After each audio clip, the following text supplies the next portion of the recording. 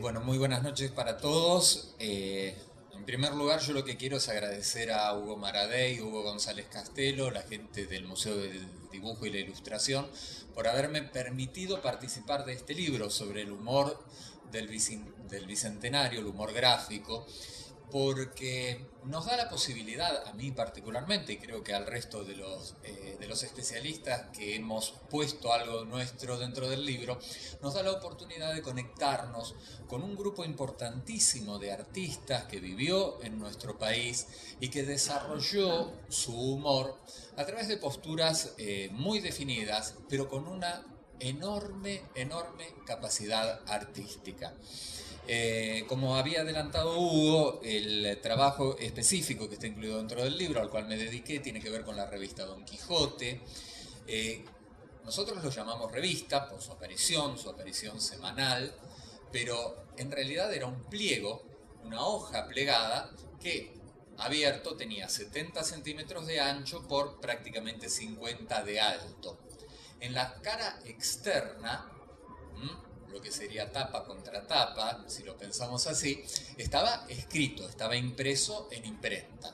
Y en la cara interna tenía dibujos, que como bien adelantó Judith, eran hechos mediante una técnica litográfica, o sea, era una piedra, el dibujante dibujaba con un lápiz graso sobre la piedra y después eso se imprimía en las cantidades. Lo hago muy breve, muy rápido porque no es una charla técnica esta, ni soy técnico yo tampoco.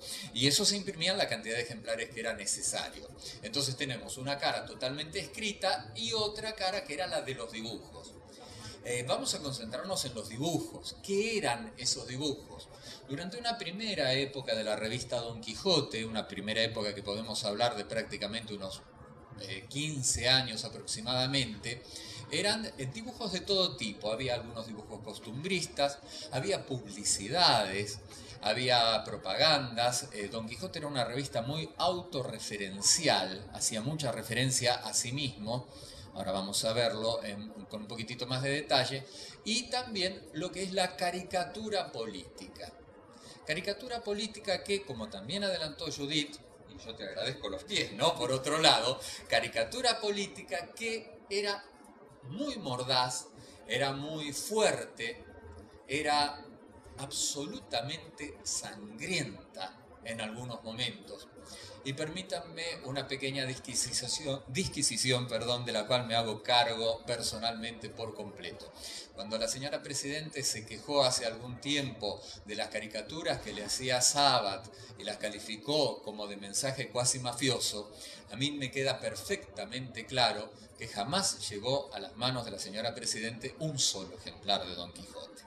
Porque si ustedes ven, y dentro de un tiempo van a tener oportunidad de ver muchos ejemplares de Don Quijote, después les digo, porque cuando ustedes ven lo que son las caricaturas de Don Quijote, dicen, es inconcebible que en medio de gobiernos fuertemente autoritarios, como eran los gobiernos de Roca, de Juárez Selman, no tanto Pellegrini quizás, pero estamos hablando de una época en la cual los presidentes eran presidentes que gozaban de un poder casi absoluto. No podemos entender cómo pudieron sobrevivir a esos presidentes estos periodistas. Estos periodistas, estos dibujantes, mejor dicho, ¿quiénes eran? Eduardo Sojo, un madrileño, quien es profundamente republicano, quien se vino desde España huyendo de la represión de la restauración borbónica, ¿no? Cuando asumen nuevamente los Borbones en España y dejan y retoman toda la monarquía, los republicanos tienen que irse por la represión. Y esto permitió que hubiera en nuestro país, que ya tenía una dinámica del periodismo gráfico, tal cual como adelantó Judith, permitió que vinieran a nuestro país una oleada de dibujantes, fundamentalmente españoles e italianos en una menor medida, con una gran capacidad y con mucha práctica ya. Como les decía, eran republicanos, ¿m? Eran profundamente anticlericales, esto es obvio, y además fuertemente contestatarios. Hubo algunos, el caso de Stein, que era francés, pero que trabajaba para las dos voces, tanto para la oficialista como para la contra, la oposición, Pero el caso de Sojo es muy particular, es muy particular, porque él asume de entrada una postura en contra del gobierno, y básicamente en contra del gobierno de Miguel Juárez Celman, que hizo desastres que ni les cuento.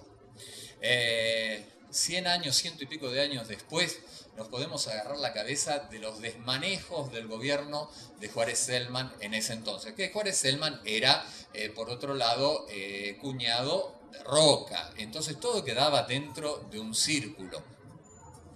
Pero el trabajo periodístico de Sojo, de Eduardo Sojo, que firmaba sus dibujos con el seudónimo de Demócrito, era muy sangriento, era muy fuerte. Junto a él colaboraba otro español, Manuel Mayol, un excelente dibujante, excelente dibujante, que firmaba sus trabajos como Heráclito.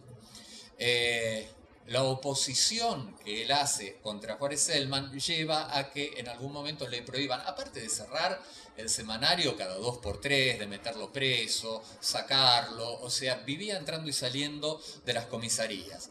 En ese entonces era director de la Policía Federal, de la Policía de la ciudad, el coronel Capdevila, quien era también ferozmente caricaturizado en Don Quijote. Dentro de todas esas tantas entradas que tiene en las comisarías, se acerca, después en un pequeño periodo, se acerca también otro español, republicano, gallego, para más datos, se acerca a la redacción de Don Quijote, y es José María Cao, quien será luego, con los años, uno de los más grandes caricaturistas políticos argentinos, y a quien algunos han calificado como el padre de la caricatura política argentina. No es el padre, fuerza es reconocerlo, pero sí es grande su genio. Ya nos referiremos un poco a eso, siempre que el tiempo me lo permita. Entre estas entradas y salidas, se produce también, entre esta feroz oposición de Don Quijote al gobierno de Juárez Celman, se produce la Revolución de 1890, encabezada por los radicales, que estaban liderados por Leandro N. Alem. Era tan fuerte la llegada de la revista Don Quijote, miles y miles, se habla en algún momento de 60.000 ejemplares, era tan fuerte su llegada que después de la Revolución de 1890, la famosa Revolución del Parque que provoca la caída del gobierno de Juárez Celman, el propio Leandro N. Alem declaró de que la revolución la hicieron los fusiles y las caricaturas.